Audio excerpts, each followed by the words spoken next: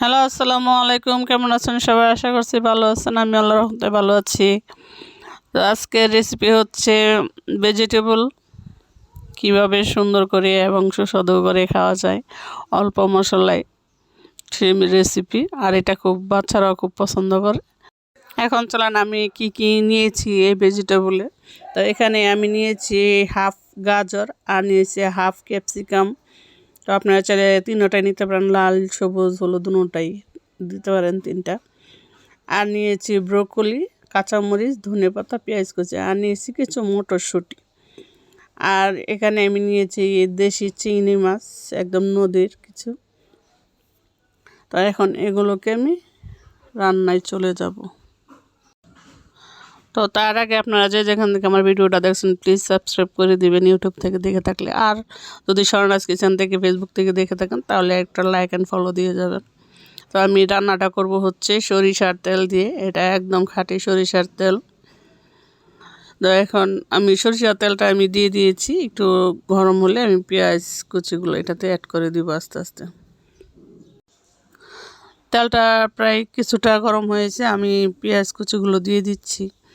আর খুব হাই হিটে আমি রান্না করব না, মিডিয়াম আছে রান্না করব সবজিটাকে। পেঁয়াজটাকে আমি নেড়ে চেড়ে হালকা ব্রাউন কালার করে নিব। বেশি ব্রাউন করব না, একদম মিডিয়াম যে ব্রাউন কালারটা আছে সেই রকম করে নিব। দেখতে পাচ্ছেন আমি কিন্তু বেশি একটা ব্রাউন কালার করি না। এখন আমি সবার আগে যেটা দিয়ে দিচ্ছি সেটা হচ্ছে গাজর। যেহেতু গাজরটা সিদ্ধ হতে সময় লাগবে, তার জন্য আমি গাজরটা দিয়ে দিয়েছি আগে। আর সাথে কাঁচামরিচ দিয়ে দিয়েছি, যেহেতু আমি শুকনো মরিচটা বেশি অ্যাড করব না। গাজর কাঁচামরিচ দিয়ে আমি দিয়ে দিয়েছি মটরশুঁটিগুলো। মটরশুঁটিটা দিয়ে আমি একটু নাড়াচাড়া দিয়ে এটার সাথে অ্যাড করে দিয়েছি ক্যাপসিকামটা। ক্যাপসিকামটা দেওয়াতে কিন্তু কালারটা খুবই সুন্দর আসছে, দেখতে পাচ্ছেন। এখন এগুলোকে ভালো করে নেড়ে চেড়ে আমি এটাতে অ্যাড করে দিব হচ্ছে চিংড়ি মাছ। চিংড়ি মাছটা আপনি চাইলে পেঁয়াজের সাথেও ভেজে নিতে পারেন, তো আমি পেঁয়াজের সাথে দিইনি। তো আমি স্বাদ অনুযায়ী লবণ অ্যাড করে দিয়েছি 1 চামচের মতো এখানে। তো চিংড়ি মাছ আর সবজিগুলো সব কিছু নাড়াচাড়া দেওয়ার পর সবার শেষে আমি দিয়ে দিয়েছি ব্রোকলি। ব্রোকলিটা সবার শেষে দিয়েছি কারণ আগে দিলে এটার কালার ঠিক থাকে না।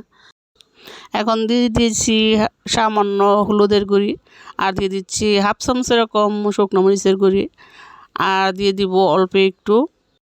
সব কিছু নাড়াচাড়া হয়ে যাওয়ার পর আমি হাফ চামচের মতো জিরা গুঁড়ি অ্যাড করে দিয়েছি। তো এখন আমি আবার সাথে অ্যাড করে দিব হচ্ছে সামান্য কিছু গোলমরিচের গুঁড়ি। তো দেখতে পাচ্ছেন একটা সাদা গোলমরিচের গুঁড়ি, এটা কিন্তু ঝাল ঝাল ফ্লেভার আছে। তো সবগুলোকে এখন ভালো করে কষিয়ে নিচ্ছি।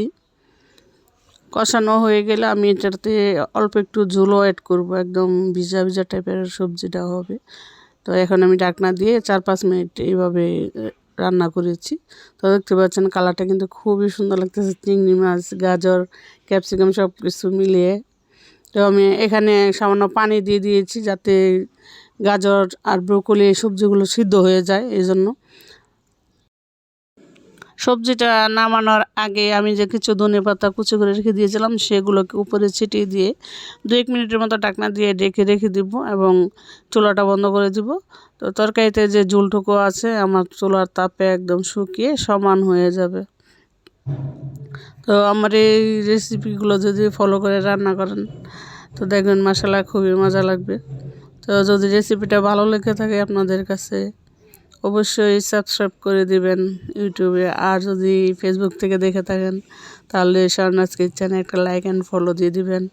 দেখতে পাচ্ছেন ঝোলটা কিন্তু একদম শুকিয়ে গেছে, আর দেখতেও কিন্তু মাশাআল্লাহ খুবই সুন্দর লাগতেছে। আর ভিডিওটা যদি ফেসবুক থেকে দেখে থাকেন একটা লাইক অ্যান্ড ফলো দিতে ভুলবেন না। তো সে পর্যন্ত ভালো থাকবেন, সুস্থ থাকবেন। কথা হবে অন্য কোনো রেসিপি নিয়ে, অন্য কোনো ভিডিওতে। ধন্যবাদ সবাইকে।